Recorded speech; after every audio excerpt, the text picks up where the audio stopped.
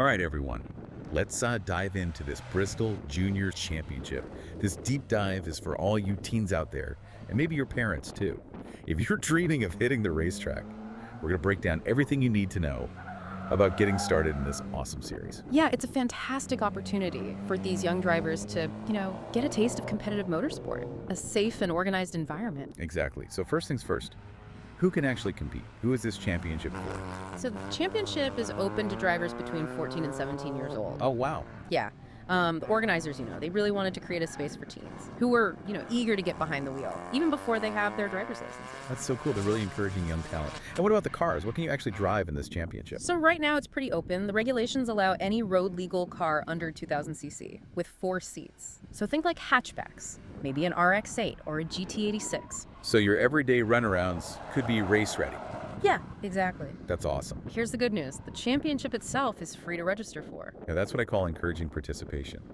It shows they're genuinely invested in making motorsport accessible to young people. I agree. It's a clear sign that they're prioritizing passion and talent over deep pockets. Okay, so we've got the eligibility requirements down.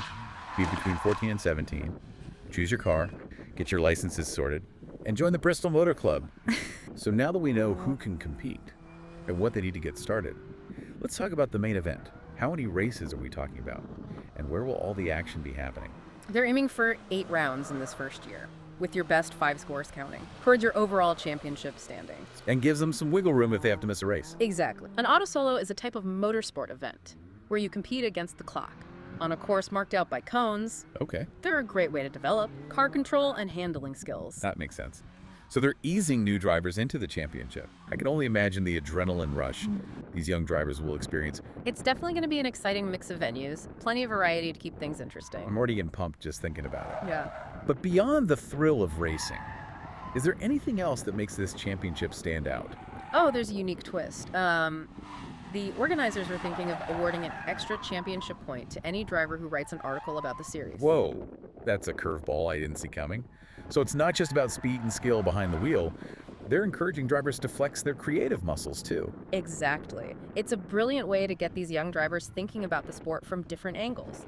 Maybe it sparks an interest in journalism, marketing, or even race commentary. I love how this championship goes beyond just the racing itself. It's like a crash course in all aspects of motorsport. It is, and it aligns perfectly with their focus on developing well-rounded individuals. Okay, let's circle back to the car situation for a minute. It's amazing how much thought and consideration the organizers have put into this championship. They're really creating a supportive and engaging environment for these young drivers. I agree. They're actively listening to feedback, considering different perspectives, and constantly looking for ways to improve the experience for everyone involved. It feels like they're building a real community around this championship. Absolutely, and that sense of community is so important, especially for young drivers who are just starting out. It's like a support system, a network of like-minded individuals who share the same passion and can learn from each other's experiences. Exactly. And the organizers are fostering that sense of camaraderie through various initiatives. Did we mention that they're even considering a mentorship program? Really? Tell me more. I'm always a fan of mentorship. Well, it's still in the early stages of discussion, but they're exploring the idea of pairing experienced drivers with newcomers to offer guidance and support throughout the championship. That's fantastic. It would be incredibly valuable for young drivers to have someone to turn to for advice, whether it's about car setup racing strategy or even just dealing with the pressures of competition. It's a brilliant way to create a supportive and encouraging atmosphere where everyone feels empowered to grow and learn. This championship just keeps getting better and better. We've covered eligibility car options, licensing requirements, race locations, and now this incredible mentorship program. It's clear that the organizers are going above and beyond to make this a truly special experience for young drivers. They are. And don't forget the unique twist of awarding an extra championship point for writing an article. It's a testament to their commitment to fostering a well-rounded experience that extends beyond the track. So to recap for our listeners, if you're a teen who dreams of racing, this championship sounds like the perfect place to start. Absolutely. It's a well-structured, supportive, and exciting pathway into the world of motorsport. And don't be afraid to reach out to the organizers. They're a fantastic resource. and are genuinely eager to help young drivers get involved. I think that's the biggest takeaway from this deep dive. The organizers have created an incredibly welcoming and supportive environment. They're not just putting on a racing series, they're building a community. Exactly, and that community aspect is what makes this championship so special. Well, I think we've covered just about everything. We've explored eligibility requirements, car options, licensing, race locations, that awesome mentorship program, and even the unique opportunity to earn extra points by writing about the series. Yeah, we even got some insider Yeah, we've given our listeners a real behind-the-scenes look at what makes this championship tick. Hopefully it's inspired some young drivers to take the plunge and pursue their racing dreams. I have a feeling we'll be seeing some of them on the podium in 2025. So to all you aspiring racers out there, we hope this deep dive has been helpful. Remember, the Bristol Junior Speed Championship is more than just a race series. It's a community and a launch pad for a future in motorsport. Get out there, find your perfect car, and get ready to race. We'll be cheering you on. And that concludes our deep dive. Okay, thanks for those insights into the championship. Now let's run through what happened in round 3 of the 2025 Bristol Junior Autosolo Championship. Today's event, the Bocardo Autosolo, was hosted by Oxford Motor Club at the superb Shenington Kart Track. Situated on an old airfield, the course uses a mix of the kart track's good surface and parts of the runoff area, which can be much slipperier, presenting a real challenge for the drivers. The Autosolo itself uses a cone course around the track.